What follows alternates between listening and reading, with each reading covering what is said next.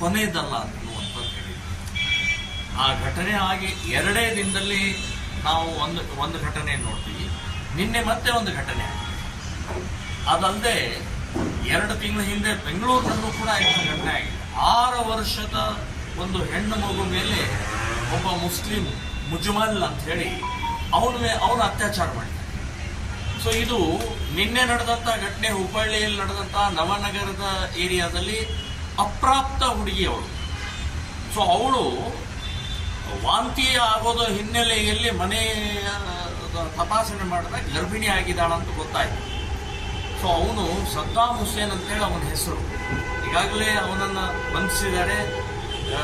ಎಲ್ಲೋ ಓಡ್ ಹೋಗ್ಬೇಕಾದ್ರೆ ಕಾಲಿಗೆ ಗುಂಡು ಹೊಡೆದಿದ್ದಾರೆ. ನಾನು ಹೇಳೋದು ಪೊಲೀಸ್ ಡಿಪಾರ್ಟ್ಮೆಂಟ್ ಅವರಿಗೆ, ನೀವು ಕಾಲೇ ಕಾಣಿಸುತ್ತಾ, ಎದೆ ಕಾಣಿಸೋದಲ್ವಾ, ತಲೆ ಕಾಣಿಸೋದಲ್ವಾ? ತಲೆ ಯಾಕೆ ಗುಂಡು ಹೊಡೆದಿಲ್ಲ? ನಾಟಕ ಮಾಡ್ತಾ ಇದ್ರಿ. ಸರ್ಕಾರದ ಒಂದು ಶೋ ಮಾಡುವಂತ ಪ್ರಕ್ರಿಯೆ ಮಾಡ್ತಾ ಇದ್ರಿ. ಸೊ ಇದು ಮೇಲಿಂದ ಮೇಲೆ ಇವತ್ತು ಕಾಂಗ್ರೆಸ್ ಸರ್ಕಾರದ ಪ್ರೋತ್ಸಾಹದಿಂದಲೇ, ಕಾಂಗ್ರೆಸ್ ಸರ್ಕಾರದ ಪ್ರೇರಣೆಯಿಂದಲೇ ಕಾಂಗ್ರೆಸ್ ಸರ್ಕಾರ ಆಶ್ರಯ ಕೊಡ್ತಾ ಇದೆ ಇಂಥ ದ್ರೋಹಿಗಳಿಗೆ. ಸೊ ಅವ್ರು ಮಾಡ್ತಾ ಇರುವಂತ ಕೃತ್ಯಕ್ಕೆ ಆಶ್ರಯ ಇರೋದ್ರಿಂದನೇ ಭಯ ಇಲ್ಲದೆ ಇಂಥ ಕೃತ್ಯಗಳನ್ನು ಮೇಲಿಂದ ಮೇಲೆ ಆಗ್ತಾ ಇದ್ದಾವೆ.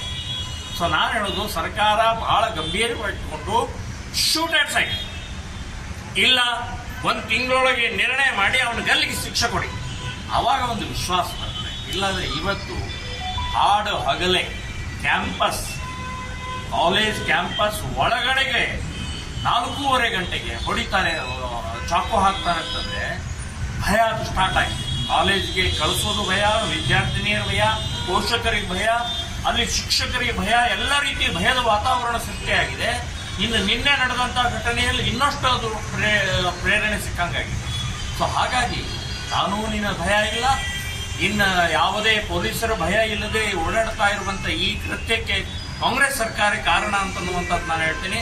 ಇಮ್ಮಿಡಿಯೇಟ್ ಕಾಲಿಗೆ ಗುಂಡು ಹೊಡೆಯೋದು ಈ ನಾಟಕ ಬಿಟ್ಟು ತಲೆ ಗುಂಡು ಹೊಡೀರಿ, ಎದೆ ಗುಂಡು ಹೊಡೀರಿ. ಆವಾಗ ನಿಮ್ಮನ್ನು ನಾವು ಮೆಚ್ತೀವಿ, ಆವಾಗ ಭಯಮುಕ್ತ ವಾತಾವರಣ ತಯಾರಾಗುತ್ತೆ. ಸೊ ಲವ್ ಜಿಹಾದ್ ಪ್ರಕರಣಗಳು ಇನ್ನೂ ನಡೆಯೋದನ್ನೇ. ಸೊ ಇದಕ್ಕೆ ನಾವು ಶ್ರೀರಾಮ್ ಸೇನೆ ಸಂಘಟನೆಯಿಂದ ನಾವೊಂದು ದೊಡ್ಡ ಕ್ರಮವನ್ನು ತಗೊಳ್ಳುವಂತ ನಿರ್ಧಾರ ಮಾಡಿದ್ವಿ. ಇಡೀ ರಾಜ್ಯದಲ್ಲಿ ಹೆಲ್ಪ್ ಲೈನ್ 24 hours 24 ಗಂಟೆನೂ ಕೂಡ ಹೆಲ್ಪ್ ಲೈನ್ ಮೂಲಕ ಯಾರಾದರೂ ಈ ರೀತಿಯ ಪ್ರಕರಣ ಘಟನೆಗಳಾದರೆ ನೀವೇನೂ ಹೆದರಬೇಕಾಗಿಲ್ಲ, ನಿಮ್ಮನ್ನ ಸುರಕ್ಷಿತವಾಗಿ ನಾವು ರಕ್ಷಣೆ ಮಾಡುವಂತ ಜವಾಬ್ದಾರಿ ನಮ್ದು ಅಂತ ಹೇಳಿ ನಾವು ಹೆಲ್ಪ್ ಲೈನ್ ಅನ್ನ ಬಿಡುಗಡೆ ಮಾಡ್ತೀವಿ. ಇದೇ ತಿಂಗಳು 29ನೇ ತಾರೀಕು ನಿಶ್ಚಯ ಮಾಡಿದ್ದೀವಿ. ಸೊ 4-5 ಕಡೆಗೆ ಇಡೀ ರಾಜ್ಯದಲ್ಲಿ ಕಾರ್ಯಕ್ರಮ, ಒಂದೇ ಹೆಲ್ಪ್ ಲೈನ್ ಇರುತ್ತೆ. ಯಾವ ಹಿಂದೂ ಹುಡುಗಿಯರು ಮಹಿಳೆಯರು ಭಯ ಪಡುವಂತ ಅವಶ್ಯಕತೆ ಇಲ್ಲ. ನಾವು ನಿಮ್ಮ ಜೊತೆಗಿದ್ದೀವಿ. ಸರ್ಕಾರ ಇಲ್ಲದೆ ಇದ್ರು, ಕಾನೂನು ಇಲ್ಲದೆ ಇದ್ರು, ಸೊ ನಾವು ನಿಮ್ಮ ಜೊತೆಗಿದ್ದೀವಿ ಅಂತನ್ನುವಂಥದ್ದು ನಾನು ಈ ಸಂದರ್ಭದಲ್ಲಿ ಹೇಳ್ತಾ ಇದ್ದೀನಿ. ಇನ್ನೊಂದು ವಿಷಯ, ಸರ್ಕಾರ ಬಹಳ ಗಂಭೀರವಾಗಿ ತಗೊಳ್ಬೇಕು ಅನ್ನುವಂಥದ್ದು ಒಂದು. 2ನೇದು, ಕಾನೂನಿನಲ್ಲಿ ಪರಿವರ್ತನೆ ಆಗಬೇಕದು 2ನೇದು. 3ನೇದು, ನಮ್ಮ ಹಿಂದೂ ಹುಡುಗಿಯರು ಸ್ವಲ್ಪ ಮೇಲಿಂದ ಮೇಲೆ ನೀವು ಎಡವುತ್ತಾ ಇರೋದು ನೋಡಿದ್ರೆ ಮೂರ್ಖತನ ಮಾಡ್ತಾ ಇದ್ದೀರಿ. ಸೊ ಇಷ್ಟು ಜಾಗೃತಿ, ಇಷ್ಟು ಕೊಲೆ, ಇಷ್ಟು ರೀತಿಯ ಚಾಕು ಹಾಕಿ ಸಾಯ್ತಾ ಇದ್ದರ ಸಂದರ್ಭದಲ್ಲಿ ಮತ್ತೆ ಮತ್ತೆ ಮತ್ತೆ ಮುಸ್ಲಿಂ ಹುಡುಗರ ಜೊತೆಗೆ ನೀವು ಬಲಿ ಆಗ್ತಾ ಇದ್ದೀರಿ ಅಂತಂದ್ರೆ ನಿಮ್ ತಲೆಯಲ್ಲಿ ಇಟ್ಟಿದ್ದೀರಿ. ಯೋಚನೆ ಮಾಡೋದು ಬೇಡವಾ? ಇನ್ನು ಪಾಲಕರು, ಪೋಷಕರು, ನಮ್ಮ ಹುಡುಗಿ ಎಲ್ಲ ಹೋಗ್ತಾ ಇದ್ದಾರೆ, ಏನ್ ಮಾಡ್ತಾ ಇದ್ದಾರೆ, ಮೊಬೈಲ್ ನಲ್ಲಿ ಯಾರು ಜೊತೆಗೆ ಚಾಟಿಂಗ್ ಮಾಡ್ತಾ ಇದ್ದಾರೆ, ಯೋಚನೆ ಮಾಡೋದು ಬೇಡವಾ?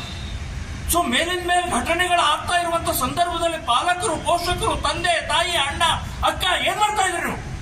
ಸೊ ನೀವು ಕೂಡ ಯೋಚನೆ, ಬರೀ ಹಿಂದೂ ಸಂಘಟಕರು ಮಾತ್ರ ಅಲ್ಲ, ನಿಮ್ದು ಜವಾಬ್ದಾರಿ ಇದೆ ಅಂತ ಅನ್ನೋದು ಯೋಚನೆ ಮಾಡಿ. ಸೊ ಈ ಹಿನ್ನೆಲೆಯಲ್ಲಿ ನಾನು ಎಲ್ಲ ಪಾಲಕರಿಗೆ, ಪೋಷಕರಿಗೆ, ಹಿಂದೂ ಹುಡುಗಿಯರಿಗೆ ನಾನು ಹೇಳ್ತಾ ಇದ್ದೀನಿ, ನಾವು ನಿಮ್ಮ ಜೊತೆಗಿದ್ದೀವಿ. ಅಧೈರ್ಯದಿಂದ ನೀವು ಹೆದರುವ ಅವಶ್ಯಕತೆ ಇಲ್ಲ. ಧೈರ್ಯದಿಂದ ಈ ರೀತಿಯ ಪ್ರಸಂಗಗಳನ್ನು ಎದುರಿಸಬೇಕು ಅಂತನ್ನುವಂಥದ್ದು ನಾನು ಈ ಸಂದರ್ಭದಲ್ಲಿ